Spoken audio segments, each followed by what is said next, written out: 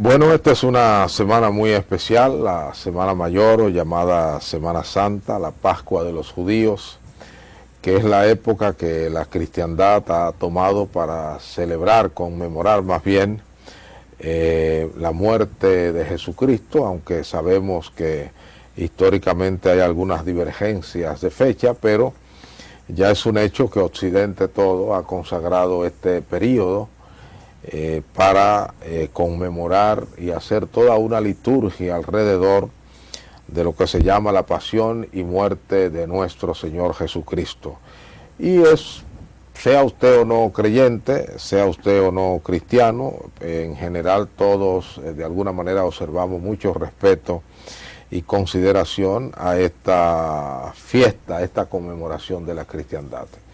Y como se trata de un periodo especial, un periodo que la humanidad ha etiquetado como principalmente espiritual, hoy hemos invitado a un profesional de la medicina con especialidad en psiquiatría y escritor de muchos textos que tienen que ver con interpretación de personajes bíblicos desde la perspectiva del psiquiatra, y quien además es un alto oficial coronel del Ejército y se desempeña igualmente como director del Servicio Médico y Sanidad del Ejército Dominicano, el doctor Felipe Román, un amigo que nos honra con su presencia por segunda vez, lo que agradecemos muchísimo. Vamos a hablar con él acerca de esta conmemoración que es la Semana Mayor.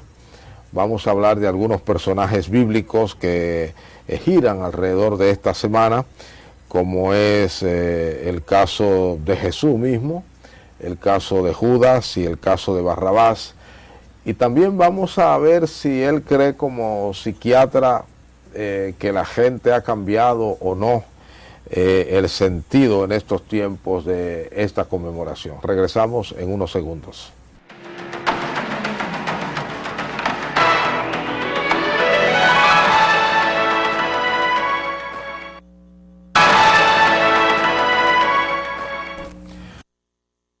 Román, muchísimas gracias de nuevo por la gentileza de acompañarme. Usted tiene la virtud de que cada día se ve más joven. Gracias. Espero que su esposa diga lo mismo, ¿no? Porque cuando a mí me dicen, tú te ves igualito, yo le digo, yo espero que mi esposa diga lo mismo, ¿no? Doctor, bueno, estamos en estos días de Semana Santa que, como usted muy bien conoce, son días de habichuela con dulce. Son días de ir a la playa, pero también son días que tienen una particular dimensión espiritual e incluso mucha gente dice que aún las personas que aparentemente van a divertirse a las playas, a los campos, al descanso, tienen de alguna manera su momento de recogimiento espiritual, sobre todo el Viernes Santo, alrededor de la figura de Jesucristo, que en la cristiandad se conoce como el Hijo de Dios, que vino al mundo para tener una muerte vicaria, es decir, para morir por los pecados de la humanidad, y en palabras de San Pablo, para reconciliar al hombre con Dios y todo el universo creado. Usted y yo, que ya de alguna manera peinamos cana, podemos comparar los tiempos de nuestra niñez y adolescencia con estos tiempos. ¿Piensa usted que ha habido cambio de forma o cambio de sustancia en la conmemoración de la Semana Santa? Bueno, ha habido cambio y realmente para responder debo dar el mérito para hacer una mezcla de lo que él dice con lo que yo pienso también. Ya. Hay un sacerdote católico colombiano, Pío Lozano, que ha analizado esto. Realmente, anteriormente se había una mayor religiosidad, pero también era por costumbre. Ya. También entraban ahí, en esa parte la aporto yo, el asunto de que los dictadores latinoamericanos les interesaba también mantener mucho la religión para mantener un dominio del pueblo. Entonces, la misma Iglesia Católica comprendió que era mucho la tradición. La gente, dice este sacerdote, iba el Viernes Santo como si fuera para una funeraria. todo el mundo de negro, no se podía hablar, no se podía hacer nada. Las emisoras ponían una música sacra. Exacto, obligatorio. Sí. Entonces todo eso se estaba buscando el cambio. Entonces el Concilio II de la Iglesia Católica, en el 1960, decidieron comenzar a hacer los cambios, para ir quitando todas esas cosas. Dentro de ella también comenzó a germinar la cuestión de no predicar en latín, que era así que se hacía. La gente no sabía latín. No entendía nada. No. Entonces, ¿qué pasa? Latinoamérica principalmente es donde hay más católicos. No es en Italia ni en España. Yo tuve esa gran sorpresa cuando fui a estudiar a España. Yo creía que había un gran catolicismo, no es así. Ahora, en Brasil... Usted fue a la España post-franquista, ¿no? Sí, prácticamente acabó de morir Franco. Okay. Precisamente, como Franco muere en el 75, ahí hubo en España lo que se llamaba el destape español. Correcto. Con el ansia de libertad. Pues todo eso mismo lo entendió la Iglesia Católica, y es de la misma Iglesia Católica que comienzan a hacer los cambios, para que el que quiera seguir, sea el que sea, como dice Jesús, sea el que lo siga. Entonces, los que quieren ir a la playa, eso porque Dios siempre da opciones. Te pone esto, tú escoges esto o escoges aquello. Entonces, no es mejor persona el que se queda con su cara de santurrón y la señora vestida de negro yendo a la iglesia, que el que va a un pueblo. Porque va a un pueblo, pues a un campo con su familia. Y como usted dice, el Viernes Santo, recogerse, leer su Biblia y tal y cual. Por eso dice Jesús en San Mateo 25, en el juicio de las naciones, que habrá mucha sorpresa. Porque muchos le critican, mira esto, se van de fin de semana y tal y cual. No se sabe quién. Que cuando hay el juicio de las naciones, muchos que andan con su Biblia bajo el brazo, predicando, haciendo cosas, escribiendo libros, pueden quedar fuera y Jesús decirle, no, tú no entras. Y otros que se van para allá, para la playa, tú no puedes estar criticando, la mujer es más creyente que tú. De todos los cambios vinieron, primero porque la iglesia necesitaba, y segundo porque los seres humanos también necesitaban. A partir del concilio también que viene otra cosa. Recuerda el movimiento hippie de los años 60. Sí. Ahí viene también todo eso de libertad. Y que la gente se quitó la venda de todos esos mitos. Pero no solamente eso, se hablaba también de que no se podía tener relaciones sexuales en la Semana Santa. Sí, no, de ninguna. Ni bañarse en el río. Ni bañarse en el río. Los niños tenían que estar calladitos, obligatorio. Correcto. No, entonces al venir todo eso, entonces vinieron los cambios, pero han sido cambios que se han ido imponiendo poco a poco. Pero no es, y este sacerdote dice eso, la iglesia en Colombia, que hay mucho catolicismo, en Brasil y en México, siguen llenas. Y aquí también nosotros, nuestras iglesias también siguen llenas. O sea que no es, se van unos y se quedan otros, y vamos a las iglesias. Ya.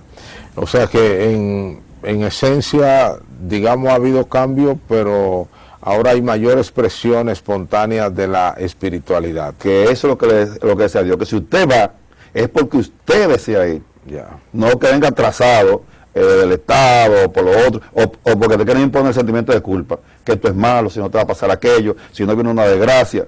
Entonces la gente viva con el temor. Si no hago esto, me va a pasar muchas cosas malas. Ahora no, la gente va porque quiere ir. Ya.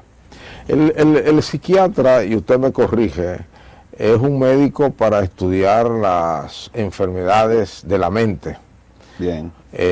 Ordinariamente ustedes no están entonces para ver lo normal, sino lo anormal desde el punto de vista del comportamiento emocional. Bueno, no.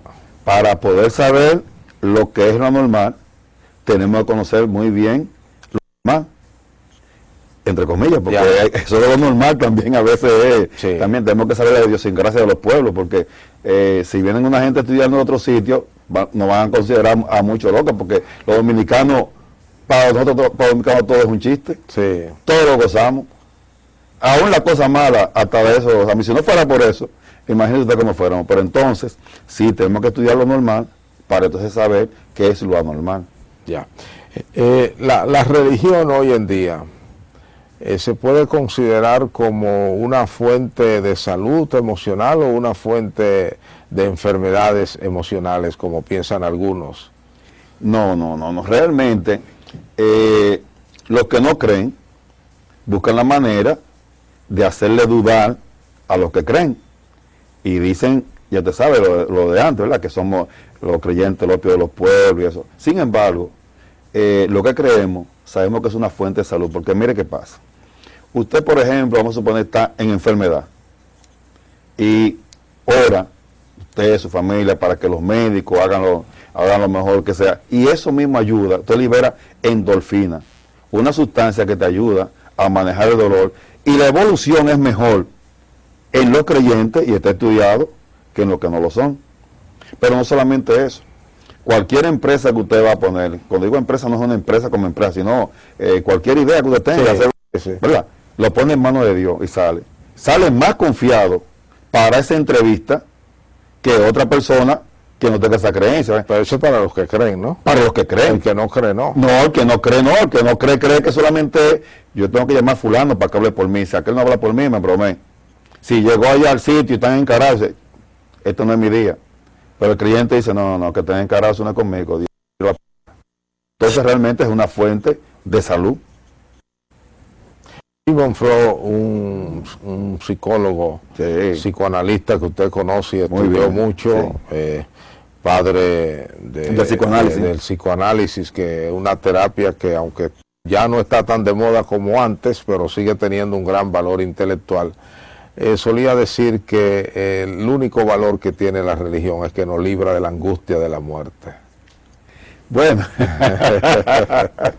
realmente no es el único valor, pero es un importante valor, porque los creyentes realmente no creemos que la muerte es la etapa final, sino que la muerte es un paso. Y la muerte no es un castigo de Dios, como dice, no, que la muerte es un castigo, es un paso de este nivel a otro nivel. Es como si fueran dimensiones, como de una segunda dimensión a una tercera dimensión, pasamos a algo mejor. Entonces, eso mismo hace que no tengamos temor a la muerte. No es que no sintamos dolor cuando tenemos las enfermedades, lo sentimos. Pero si creemos de verdad, no estamos como el de fuera, el que no cree, que simplemente cree en que si el médico le puede resolver. O sea, usted piensa que la religión es más positiva que negativa al ser humano. Exactamente. Lo ayuda más. Ahora bien, muchas de las críticas vienen de los que no creen, porque entonces muchas veces pastores y sacerdotes quieren ejercer un dominio sobre los creyentes. Entonces por eso que mucha gente de esta van y se escapa, porque ¿qué pasa? Hay religiones que yo la llamo las religiones del no. Mire, hay unos medicamentos que se llaman IMAO, inhibidores de la monoaminosidasa, que con esos medicamentos, usted, ¿qué no puede comer esto? No puede comer aquello, no puede comer la otra. Así mismo hay iglesia, que va la gente, oye los coritos, se convierte. Entonces ahí me comienza a decirle, mira, usted no puede hacer esto, no puede hacer aquello, no puede hacer lo otro, no te puede vestir así, no puede... La gente sale despavorida. Mientras que Jesús nomás decía que vengan y ya. Entonces, las iglesias que son sencillas, aceptando a las personas, se llenan más y la gente permanece más. O sea que se puede ser cristiano y hacer todo lo que se puede hacer. Bueno, cuando se dice todo lo que se puede hacer, claro que está dentro de las normas, ¿verdad? Ya. La cuestión es no imponerle tantas restricciones al ser humano, porque entonces eso mismo precisamente lo que hace es que venga la rebeldía. Que esas restricciones no nos las impone Dios. Paradójicamente, en Europa las iglesias están vacías, pero en América Latina, en Estados Unidos, en Asia, en Canadá, en África, las iglesias están llenas. Y Rusia, agregar Rusia. Y Rusia, está creciendo muchísimo. ¿A qué atribuye usted ese fenómeno? Bueno, precisamente es que se va dando como una especie de contagio afectivo. No contagio en el sentido médico, sino en afectividad. Por ejemplo, Juan, que no es creyente, me ve y dice, oh, pero ven acá, mira, impone paz, se le ve en el rostro que está paz, está saludable, se le ve feliz, aunque tenga poca cosa. Entonces comienza ahí. ¿Qué sucede? Pero allá tenemos la Europa occidental, en Francia, por ejemplo, no, vamos a sacar la Biblia de las iglesias, la educación religiosa de las iglesias. A pesar de ser la patria de Juan Calvino. Exactamente, pero y ya le dije a la misma España, que no tampoco como la gente cree que hay tanto católico. Entonces se han ido alejando. Mientras que nosotros va creciendo una a otra. Ya le dije, Brasil, donde hay más católico, México, Colombia, y la iglesia protestante ni se diga como estamos. ¿Se le puede atribuir ese fenómeno a la ignorancia? No, a la ignorancia no.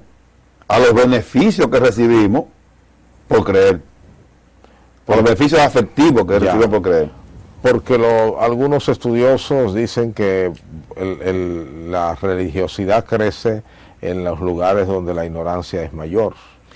Bueno, eso lo podían decir, lo decían antes, en los años 50 y 60, ahora no podemos hablar de ignorancia. Ahora el que usted menos cree, tiene 3 o 4 profesiones y está instruido y está preparado. Es por los beneficios afectivos que recibimos y que lo estamos viendo lo otro, y que hay prueba de eso. Entonces, por ejemplo, un ejemplo rapidito, sí, lo voy a dar. ¿Cómo no? Un amigo mío estuvo metido en el mundo de la droga en Estados Unidos. Lo mandan para acá a los deportes. Acepta a Dios. Está trabajando como chofer de un autobús. Los demás lo ven, el cambio que ha dado. Y eso ha hecho que otros, que también están en ese mundo y en cosas raras, también han aceptado a Dios, lo que digo, el contagio afectivo, pero porque ven. No es un cambio grande en lo económico. Él tenía mucho económico allá y estaba en angustia. Aquí está pasando trabajo todos los días con el día a día. Donde quiera se le queda la guagua, es un problema. Pero con la felicidad de tener a Dios. Y los otros lo tienen, o sea, no es por ignorancia. Y es una persona preparada. Ya. Bueno, vamos a ir a un segmento comercial para después venir a tratar de comprender con usted algunos elementos alrededor del sacrificio de Jesús en el Calvario. Por ejemplo, cómo entender desde la ciencia suya, la psiquiatría, ese comportamiento de las masas judías que en vez de preferir la libertad de Jesús, prefirieron la libertad de Barrabás, a quien he descrito como hoy lo llamaríamos un criminal o un delincuente consuetudinario. Regresamos en breve.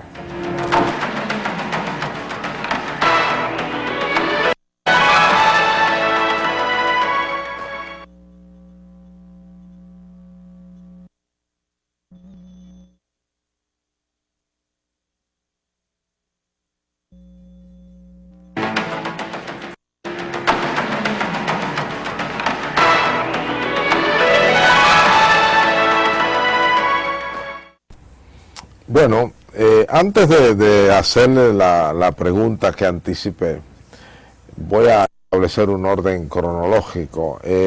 Como usted conoce muy bien, usted es un estudioso de la escritura, de hecho ha publicado un libro fabuloso que se llama Análisis Psicológico y Filosófico del Padre Nuestro, que es un libro monumental. Ha publicado Las Motivaciones de Jonás, otro texto.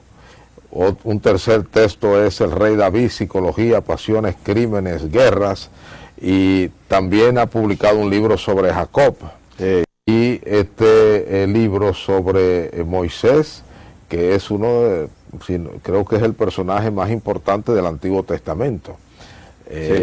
Moisés, de manera que usted es un estudioso como el que más de las Sagradas Escrituras y puede ayudarnos mucho a entender. Pedro, el apóstol Pedro, bueno, le conocemos como un hombre muy efervescente. En dominicano diríamos que era muy lanzado. Hoy se diría un hombre temperamental. Bueno, y se la daba de que era el que más quería a Jesús. Pero a la hora de la verdad, cuando vienen ahí autoridades y comienzan a preguntar, y Jesús está en condiciones, digamos, de encarcelamiento, Pedro está conversando y la gente de Israel se acerca a él, y por el tono de voz, y yo sospecho que por la fraseología, el acento y la fraseología tal vez, le dijeron, pero tú eres uno de los de ellos, un seguidor de Jesús, y él lo niega, y no lo niega una vez. La Biblia dice que lo negó 3 veces. ¿Cómo explicar desde la psiquiatría ese cambio tan radical de mostrarse ser de los principales seguidores y adherentes de Jesús a negarlo frente al que, bueno, lo persigue, digamos? Bueno, hay que ver el contexto. Realmente no es que él no fuera fiel. Debemos recordar que antes de la negación, cuando fueron a arrestar a Jesús, dentro de los discípulos, habían solamente dos que tenían espada, y uno era él. Él sacó su espada y enfrentó a los soldados y le fue encima y le tiró para partirle en dos la cabeza a uno de los soldados. Dice que era un celote, ¿no? Sí, él echó hacia un lado y le llevó la oreja. Y ahí que Jesús le dice, ¿qué pasa? Hombre violento. Sí. ¿Qué tú te crees? Si yo no fuera porque yo quiero, yo vendrían legiones de ángeles a defenderme. O sea que Pedro estaba dispuesto.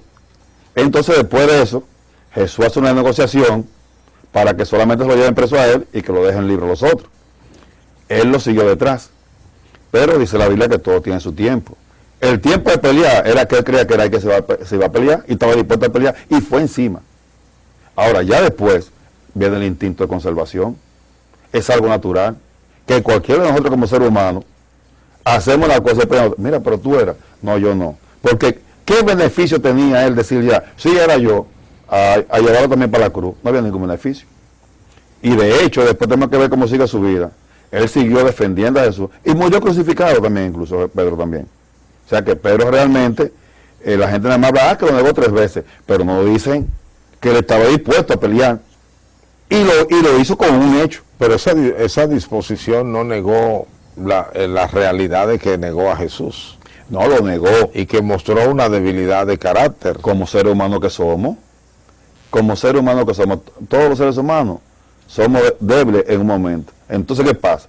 Él lo siguió ahí. Pero ya no tenía ningún beneficio que él dijera que sí que él era. Está bien que también se había cumplido lo que Jesús le dijo. Pero debemos verlo psicológicamente. En que él decía, sí, yo era también, yo era los principales que andaba con él. ¿Qué van a hacer? Ella misma hasta la piel lincha, porque estaban así. Pero usted como psiquiatra no le hubiese aconsejado que negara a Jesús. Bueno, no sé qué haría realmente, porque no había yo a prever que él iba a negar. Yo lo que iba a ver era la personalidad de un hombre valiente, que iba a hacer lo que hizo, estar dispuesto a pelear. Pero si tú estás dispuesto a pelear, su valentía mostró una debilidad. No es debilidad, es instinto de conservación, no es debilidad. Ya. No, él estaba dispuesto a pelear y lo hizo. Y demostró, la persona que demostraba, la tiró ahí, sacó la espada, vamos arriba, se armó. Como si hubiera sido aquí cuando el cañonazo de Mella. Pero el cristianismo se hubiese quedado sin héroes de la fe si hubiesen actuado todos por instinto de conservación ante el peligro y no hubiesen expuesto y sacrificado su vida por su fe. Es lo que estoy diciendo, que son momentos diferentes. Por eso que hablaba, que le gustaba mucho a Balaguer repetirlo eso, y la gente pensaba que era Balaguer, y usted diga ser, que el hombre es ser y sus circunstancias. Correcto. Usted diga ser, ¿verdad? Entonces las circunstancias variaron. En la primera circunstancia, a pelear se ha dicho, pero si tu líder dice que no va a pelear, entonces ¿qué tú haces? Bueno, acá te mancito a ella. Eso es todo.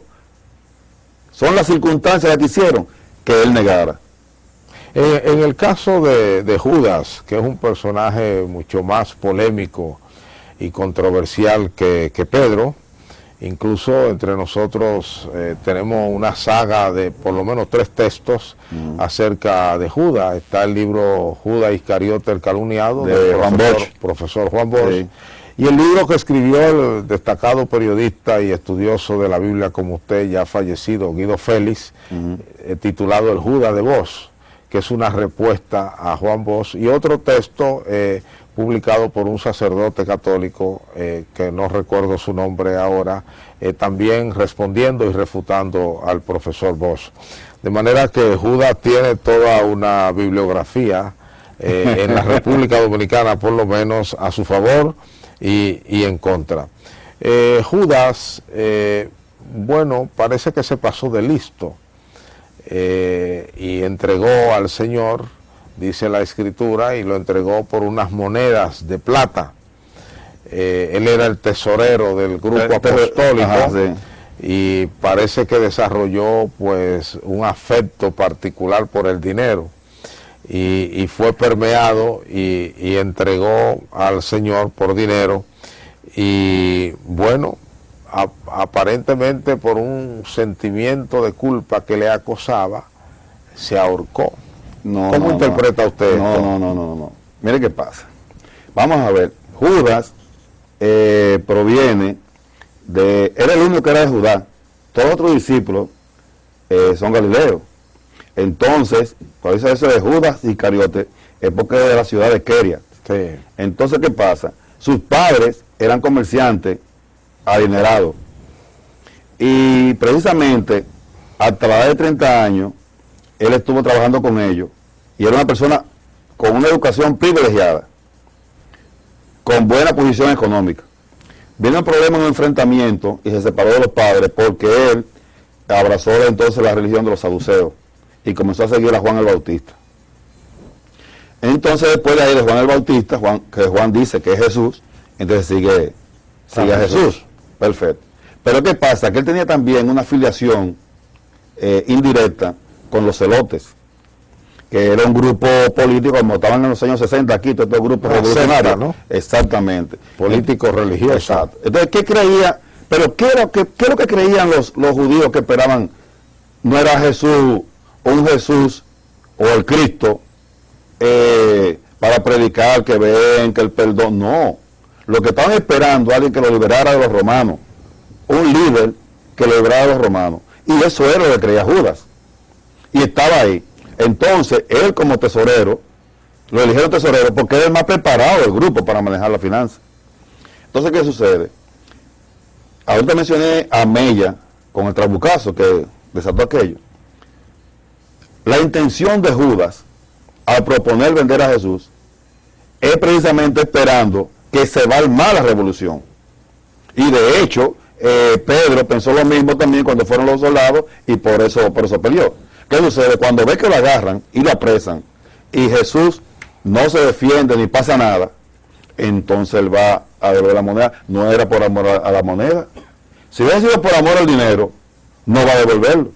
Entonces, ocho, pero mira, anda, este hombre lo que es un predicador, este hombre lo que es esto, pues es verdad que todo lo que era. Y entonces el arrepentimiento viene por eso, porque él lo percibió mal. Creía que era el líder que él esperaba, un líder militar para atacar a los romanos que habían destruido el templo, habían hecho muchas cosas. Entonces por eso fue que hizo eso. Y entonces el arrepentimiento viene por la mala percepción y va y se ahorca. O sea, es un problema de percepción. Exacto, no de percepción como dijo alguien por ahí, pero sí de percepción. Ya. Bueno, de alguna manera usted culpa casi a Pedro y a Judas. Bueno, lo explico. Sí. Lo explico y con la base de por qué. O sea, porque no es que le diga, no, esto, sino lo digo explicando por esto, por esto, por esto, por esto y por esto. Judas, a pesar de ello, ha pasado a la historia como el traidor por antonomasia. Bueno, se podría ver así desde el punto de vista, recuerde que los libros se escriben a posteriori, Sí. ¿verdad? Pero entonces, si se estudia esto, y esa es la intención del profesor Juan Bosch. Bosch dice que, bueno, le tenían envidia incluso los otros discípulos. Porque eres más preparado. Sí, decía Bosch. Sí, eres más preparado de todo ello. Entonces, realmente si se ve, analizándolo históricamente y con los datos que le he dado, no, había que ver cuál es la intención, porque es muy importante esto de la intención. Por ejemplo, usted tiene su hija, tiene 10 amiguitos, y de esos 10, todos la saludan con un besito. Un besito a la mejilla, algo inocente. Ella capta perfectamente cuál de esos besitos no tiene toda la inocencia, tiene otra intención. Entonces la intención de Judas no era el dinero, la intención de Judas era la revolución. Y eso lo es culpa. Sí, acuérdese de cuando, no, yo no estoy diciendo que lo es culpa, sino cómo un hecho puede determinar una serie de hechos. Recuerde que la Primera Guerra Mundial, por la muerte del archiduque, el que viene y se arma la Primera Guerra Mundial.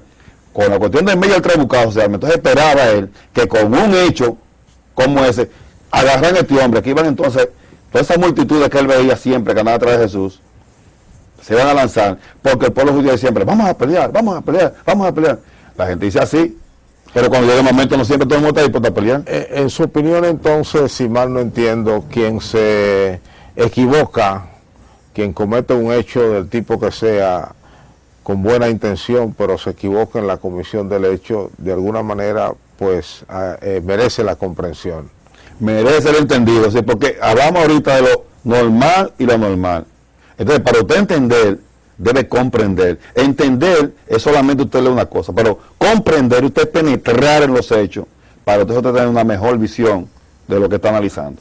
Vamos a otro segmento comercial para regresar a la parte final de este interesante programa con el doctor Felipe Román, un médico psiquiatra graduado en la Universidad Complutense de Madrid y escritor de varios libros de temas bíblicos desde la perspectiva de la psiquiatría.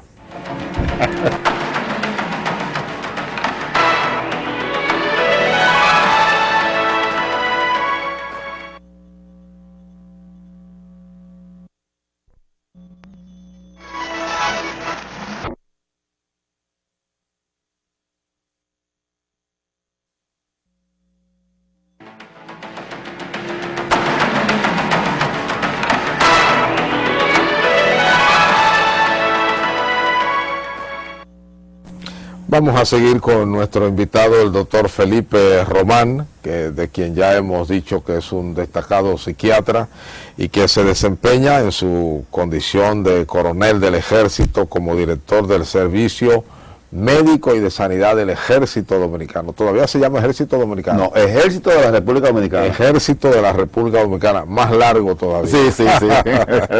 Doctor, hay otro personaje muy llevado y traído, que es Barrabás, que estaba allí con el Señor en la cruz, ¿no? No, estaba preso. Estaba preso, y bueno, parece que se amnistiaba, era la costumbre, a una persona en esa época pascual, cuando se iba a crucificar a Jesús, y cuando se le preguntó a la multitud, a las masas orteguianas, a quién querían que libertaran, si a Jesús o a Barrabás.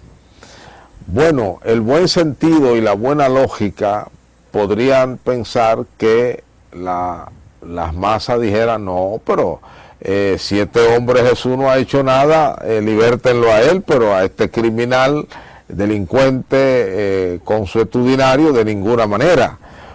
Pero no fue así, las masas prefirieron la libertad de Barrabás. ¿Cómo podría explicarse también eso desde la psiquiatría? Bien, aquí volvemos otra vez nuevamente al hecho político. ¿Qué pasa? Que mucha gente no sabe, dice en San Mateo que era un preso famoso. Sí. El único que dice habla mal es Juan. Sí. Bien, pero todos hablan que era un preso famoso. ¿Por qué era un preso famoso? Porque igual que este era también de los celotes. Entonces, ¿cuál es lo que hacía? Ustedes saben que los grupos, recuerdan los grupos de los años 60, el MPD, 14 de julio. Los celotes eran terroristas en nuestros días. Ellos esperaban la liberación del pueblo de los romanos por la vía de la violencia, creían en la violencia. Bueno, y de hecho, aquí vamos. Entonces, tenían dividido, ¿verdad? La parte, vamos a llamar como cuando hicieron la muerte de Trujillo, que había una parte militar y una parte política. Una parte política. Así mismo entonces estaban los otros. Entonces, Barrabás era de la parte militar. ¿Qué hacían? Bueno, que los confidentes del pueblo judío, hacia los romanos, los mandaban a matar. Y parte de eso era Barrabás. Y estaba preso porque había matado a uno. No por ladrón, como dice en una parte, no. Era por eso que estaba preso. Entonces, pero ¿quién dice que era por ladrón? Juan. Y usted impugna a Juan.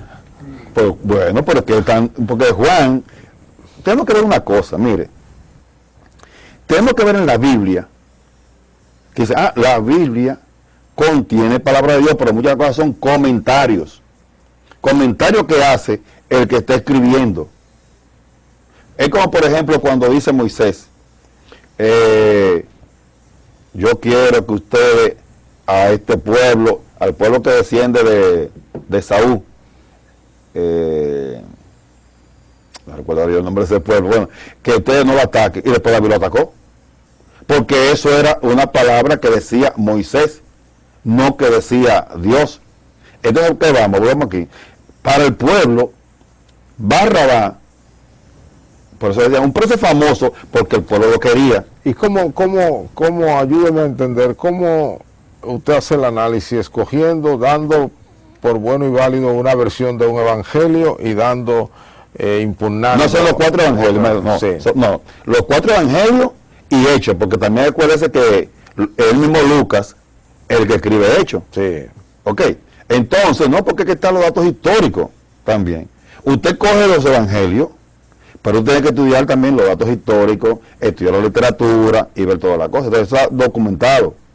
Por eso es que dice Mateo. O sea, una información extrabíblica podría destruir una información bíblica en su análisis. No, yo no estoy diciendo eso. No, yo estoy siguiendo su razonamiento. Ok, no. Una información extrabíblica sola no. Te busca fuente, esta, aquella. Por eso es que Mateo dice que era un preso famoso, ¿verdad? Y por eso entonces que ese comportamiento del pueblo, que aparentemente no se entiende, es por esto, porque ¿qué pasa? En cierta manera el pueblo se sintió defraudado. Acuérdense que viene el domingo de Ramos y entra, Hosanna, Hosanna, Hosanna, Hosanna, al rey que están esperando, al Mesías, que ellos creen que lo va a dirigir en el pleito para liberarlo de los romanos. Cuando se lo encarcelan y se dan cuenta, no, pero esto es lo que está en religión, no en guerra, y ellos querían era liberarse, entonces preferían al que sí está haciendo parte de ellos para liberarlo, trabajando contra los romanos. Entonces, por eso es que el pueblo entonces, porque eso no es como dicen algunos, no, porque fue que los saduceos y los fariseos también pidieron, no. Si realmente con esa multitud que estaba ahí hubiesen querido a Jesús, piden a Jesús. ¿Usted no piensa que Barrabás era un ladrón? No, él había matado a uno, pero había matado a uno porque era confidente. ¿Y por qué Juan lo califica de ladrón? No, porque ¿sabe por qué? Porque la palabra criminal, la criminalidad incluye que usted mate gente, que usted robe, que usted sea un carterista. Pero ladrón es un tipo de criminalidad específico. Sí, pero son las traducciones. Por eso yo tengo muchas Biblias. Pero ¿cuál sería entonces la palabra en el original griego que usa ahí para ladrón, que puede traducirse? No, criminal. Era un criminal. Es lo que pidieron, que era un criminal. Entonces la criminalidad, en la Reina Valera lo ponen como ladrón, pero era una criminal, no es lo mismo. La criminalidad implica muchas cosas, ya le dije. Dentro de la criminalidad puede estar que usted sea ladrón. Es un acto criminal. Por eso digo, y Juan habla de un tipo de criminal. Pero habla en esa Biblia, pero en otra te hablan de criminal. Y hablan de homicidio. Inclusive lo describe muy bien Mateo, de que había pasado un hecho, un motín, y que en esa cosa ahí es que matan al supuesto confidente. Entonces, por eso es que el pueblo pide a Barrabás, no es que el pueblo estaba loco, que dice, ay, pero qué bárbaro todo, que yo cuánto. O simplemente como creen, bueno, la masa no piensan, es verdad, la masa pueden dirigirla, pero pueden dirigirla con cierta base. Porque si cuando viene, por ejemplo, vamos a poner la muerte de Gaitán en Colombia, eso no hubo manera de frenarlo, el pueblo se tiró a la calle y usted sabe todo lo que pasó. Cuando aquí llama Peña, el pueblo se tiró a la calle, pero porque creían realmente en lo que se estaba diciendo. Si no, la gente no va. Es lo mismo, por ejemplo, ahora, puede llamar a cualquiera que salga, no van a salir. Entonces, lo que usted me está diciendo en síntesis es que la razón es estrictamente política. Política. Pero eso no le quita que él sea, pienso yo, lo que la Biblia dice que era. No, era un criminal. Podría ser un criminal, sí. Y como dice Juan, podría ser incluso hasta un ladrón. Bueno, también. Pero había una razón política, sí, que era más poderosa para ellos. Para ellos, para el pueblo. Para el pueblo. Exacto. Incluso eso le hizo escoger a Barrabás y condenar a Jesús. Exacto. Incluso déjame decir una cosa, que Pilato, tanto que lo atacan también, pero Pilato, en San Mateo habla de cómo la esposa le mandó a decir a Pilato. Pilato es, en la historia de la humanidad, la expresión del hombre blandengue, de doblez de carácter, sin palabra. Bueno, usted va a decir, pero todo me lo está llevando como la contra, no la contra. No, pero es una cosa, mire. Lo que veo es que usted es muy comprensivo de los personajes. Bueno, quizás por la psiquiatría. Exactamente. Entonces, no, acuérdese que la vida se puede ver de distintos puntos de vista. Sí, pero no solo desde la psiquiatría. Es que yo no creo que fuera tan blandengue, no. Mire qué pasa, mire. La esposa de Pilato está en San Mateo. Le mandó a decir a Pilato, busca la manera de soltar a Jesús, porque tuve un sueño, la noche entera me la pasé soñando una pesadilla, pidiéndome que tú liberes a ese hombre. Y por eso hizo todo lo que podía hacer, pero cuando lo vocearon, mira, si tú te encuentras de él, tú te encuentras de César. Por eso que se habla que no era un hombre de firmeza de carácter.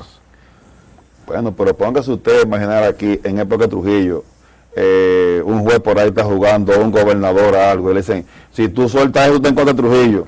Bueno, eso era lo que hacía la diferencia de los hombres, y por eso muchos fueron antitrujillistas, y otros se plegaron simplemente. Estoy de acuerdo con usted. Duarte, si hubiese seguido la corriente, no tuviéramos hoy independencia. No, porque eso es lo que yo estoy hablando de un funcionario. Dicen que eso es lo que diferencia a los hombres de los muchachos. Sí. Yo estoy hablando de un funcionario del César. Ya. Sí, sí, entonces, sí. No es y él buscó toda la manera. Sí. Usted sabe que en la tipología humana existe ese tipo de persona que se acomoda, sí, que es flexible como el bambú, que se dobla según el viento, ¿no? Incluso en la burocracia estatal se dice que ese es el que sobrevive. Pero recuerda también que existe lo que llama la lucha de poder. Sí, sí. Y Herodes le mandó a Jesús para echarle una vaina también. Sí. Fue para eso, porque habían ese juego. Entonces, él buscó la manera. Sí, Herodes fue un irresponsable también. El hecho de presentarle, porque no era obligatorio que le hiciera la amnistía. Exacto. El hecho de presentarle a Barrabás es porque Pilato creyó que iban a pedir a Jesús. Ya. Bueno, doctor, ha sido muy interesante, pero sumamente interesante escuchar sus opiniones sobre este periodo particular de la humanidad, que es la Semana Mayor o Semana Santa, y además el que nos hayamos adentrado a ver personajes como Pedro, como Judas y como Barrabás en sus dimensiones polémicas y controvertidas. Agradezco de todos modos el valor de sus opiniones, que son las opiniones de un psiquiatra que se ha detenido a ver estos personajes desde su comprensión de la Biblia y desde su comprensión de la psiquiatría. Ha sido el doctor Felipe Romeros, quien quien además es un destacado oficial, coronel del Ejército y director del Servicio Médico y de Sanidad del Ejército de la República Dominicana. A ustedes, gracias por igual.